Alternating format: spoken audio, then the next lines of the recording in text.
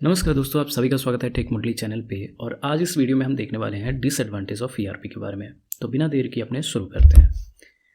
Disadvantage of ERP में सबसे पहला पॉइंट है कॉस्टली इंप्लीमेंटेशन के बारे में। ईआरपी को इम्प्लीमेंट करना अपने आप में एक कॉस्टली इन्वेस्टमेंट है, क्योंकि इसमें आपको सॉफ्टवेयर, हार्डवेयर, कंसल्टेंसी या ट्रेनिंग दिलवाना पड़ता है अपने एम्प्लॉयज़ को, राइट। आपको सॉफ्टवेयर खरीदना पड़ता है, हार्डवेयर इक्विपमेंट्स खरीदने पड़ते हैं, आपको कंसल्ट करती हैं जो कंपनीज़, उनको पे करना रहता है। और उसके अलावा अगर आपको अपने हिसाब से, अपने नीड के हिसाब से उस ईआरपी सॉफ्टवेयर को कस्टमाइज़ करवाना है तो उसका भी एड ऑन चार्ज लगता है। फिर इंटीग्रेट करवाना है दूसरे सॉफ्टवेयर से तो उसका भी कॉस्ट होता है जो आपको पे करना रहता है। तो हम बोल सकते हैं कि ईआरपी एक तरह का ऐसा इम्प्लीमेंटेशन है जिसमें कॉस्ट हाई हो सकता है। दूसरा जो डिसएडवांटेज है वो है complexity and time. ERP implementation अपने आप में एक कॉम्प्लेक्स प्रोसेस है जिसमें टाइम चाहिए, प्लानिंग के लिए, डेटा माइग्रेशन के लिए, कस्टमाइजेशन के लिए, ट्रेनिंग के लिए। और ये हो सकता है कि आपके रेगुलर ऑपरेशन को उस ट्रांजिशन फेज का मतलब जब वो हो रहा है, लाइक डेटा माइग्रेट हो रहा है, प्लान हो रहा है, कस्टमाइज हो रहा है, ट्रेनिंग हो रहा है, उस फेज को ट्रांजिशन फेज बोलते हैं। उस समय ये थोड़ा सा डिसरप्ट करेगा आपके रेगुलर ऑपरेशंस को।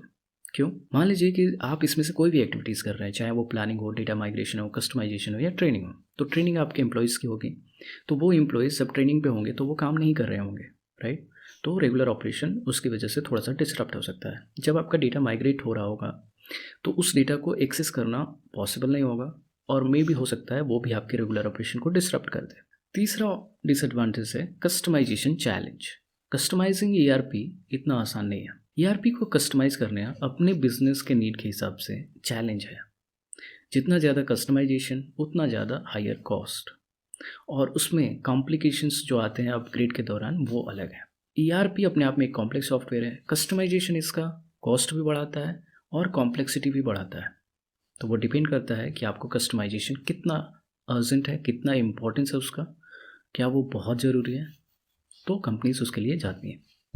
चूँकि हम ईआरपी के बेनिफिट्स नहीं पढ़ रहे हैं, ऑफकोर्स जो बेनिफिट्स होते हैं वो इस डिसएडवांटेज से कहीं ज़्यादा होते हैं, तभी कंपनीज ईआरपी यूज़ करती हैं।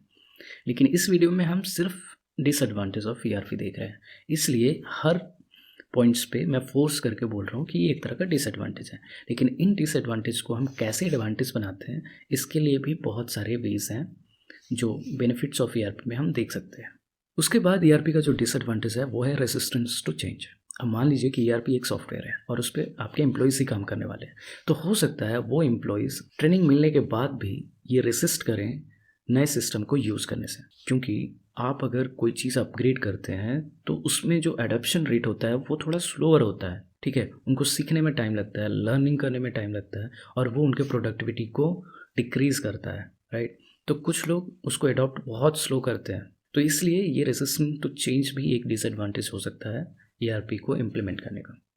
Dependency on vendor support. अगर कोई कंपनी किसी ईआरपी वेंडर से ईआरपी को खरीदती है तो उसको उस ईआरपी वेंडर पे डिपेंड होना पड़ता है कुछ चीज़ों के लिए, लाइक अपडेट्स, मेंटेनेंस, सपोर्ट। क्योंकि ईआरपी जिस वेंडर ने बेचा है किसी कंपनी को, अगर उस कंपनी को कभी ज़रूरत पड़ेगी तो ईआरपी वेंडर का एक अपना टीम होता है जो सपोर्ट करता है, जो अपडेट भेजता है टाइम टू टाइम, जो मेंटेन करता है, राइट। और ये एक एडिशनल कॉस्ट भी ऐड कर सकता है। उसके बाद है डेटा सिक्योरिटी रिस्क। क्योंकि ईआरपी में होता क्या है कि आप पूरी तरह से डेटा को सेंट्रलाइज करते हैं, और जब सेंट्रलाइज करते हैं तो आपका सेंसिटिव बिजनेस डेटा ये एक सिक्योरिटी रिस्क पॉजेस करता है, यानी कि इसमें एक सिक्योरिटी रिस्क क्रिएट हो सकता है। अगर कहीं पे एक सिंगल ब्रीच भी होता है तो ये आपके पूरी क्रिटिकल इन्फॉर्मेशन को एक्सपोज कर देगा हैकर्स के लिए।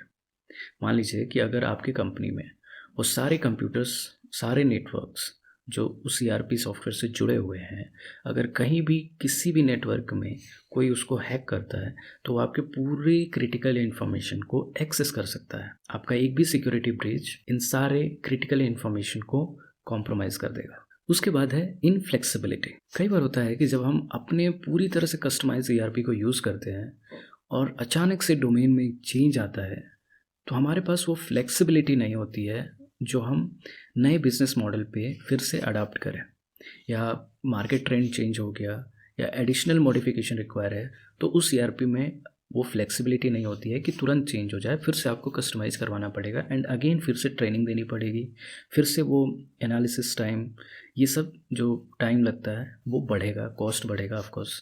तो ये अगेन एक चैलेंज हो जाता है। उसके बाद है स्केलेबिलिटी चैलेंज। ईआरपी सिस्टम को स्केल करना ये अपने आप में एक तरह का चैलेंज है। जैसे जैसे आपका बिजनेस ग्रो होता है, आपका ईआरपी सिस्टम, आपका डेटा, ये सब भी ग्रो होता है, राइट।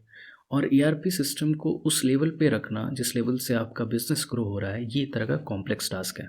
और इसमें हो सकता है कि आपको कुछ एडिशनल इन्वेस्ट करने की ज़रूरत पड़े अपने इंफ्रास्ट्रक्चर एंड अपने रिसोर्सेज के लिए।